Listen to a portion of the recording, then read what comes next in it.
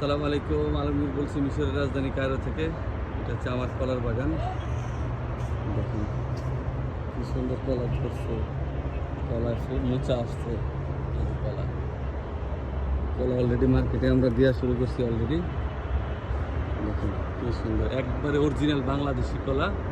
আর মিশরে অনেকেই আপনার এই কলারে মিশরি একবারে একটা ছোটো ছোটো কলা আছে, সেটা আপনার কী করে বিক্রি করে অনেক ব্যবসায়ীরা, আর বলে এটি আনাজি কলা।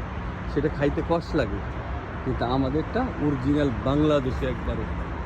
এটা বাংলাদেশ থেকে চারা নিয়ে আসে, প্রথমে দুটো চারা নিয়ে আসছি, পরে আস্তে আস্তে দেখুন আলহামদুলিল্লাহ কলার শুধু আনাজি কলা না, অন্য ধরনের কলাও আমার কাছে আছে।